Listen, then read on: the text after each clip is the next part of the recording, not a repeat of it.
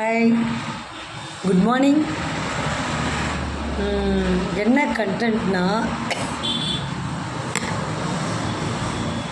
மனிதன் ஒரு சமூக விலங்கு தான் சொல்ல முடியுது. ஏன்னா மனிதன் எப்போவுமே சமுதாயத்தை சார்ந்தே தான் அதிகமாக இருக்கிறாங்க. உண்மை தானே? யாராவது கூட இருக்கணும் அப்படின்னு தான் நம்ம நினைக்கிறோம். சின்ன வயசில் நம்மளுக்கு பாத்ரூம் போனாவோ ஒரு 10 பேராக சேர்ந்து போவோம். ஒரு சினிமாவுக்கு போகிறீங்கனாலும் தனியாக போகிறவங்கள பார்த்தா ஒரு விசித்திரமாக இவன் என்ன தனியாக வந்திருக்கான் அப்படின்னு நினைக்கிறோமா இல்லையா? ஒரு 5 பேரோட போனால் தான் அது நல்லாயிருக்கும்.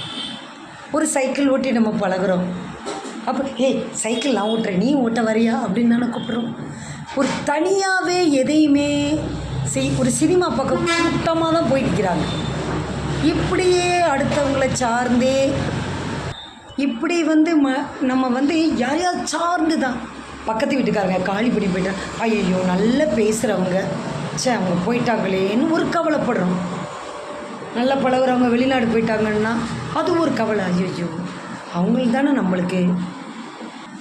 அப்போது மனிதன் நம்ம யாரையாவது சார்ந்தே இருக்கணும்னு தான் வருகிறோம். நம்ம குடும்பமோ வேறு எங்கேயோ ஒரு இழப்புகள் வருது, அதை தாங்கிக்கிறோம்ல. ஏன்னா நம்ம வாழணும், அதை தாங்கிக்கிறோம். அப்போ தனிமை நம்மளுக்குள்ளேயே நம்ம பேசிக்கிறணுங்க. ஆனால் அதை நீங்கள் வேறு விதமாக நினைக்கிறீங்க. அதுதான் நம்மளை நம்ம விரும்பணும், நம்மளோட நம்ம நட்பு வைக்கணுங்க. இதுக்கு நீங்கள் காலையிலையோ இல்லை நைட்டோ ஏதாவது தனியாக இருந்து பாருங்களேன். தனியாக இருந்து அப்படியே யோசிங்களேன், இன்றைக்கி நம்ம என்ன செய்யலாம், என்ன குறைபாடு செஞ்சோம். நிறைய விஷயங்கள் நம்மளுக்கு கிடைக்குங்க தனிமையில் தான். அவ்வளோ ஒரு அற்புதமானது. நல்லா உங்கள் வீட்டில் தோட்டங்கள் இருந்தால் அப்படியே காலார நடக்கலாம், சின்ன சின்ன வேலைகள் பார்க்கலாம், யாரையும் சார்ந்து இல்லாமல். அது ஒரு அற்புதமாக இருக்குங்க.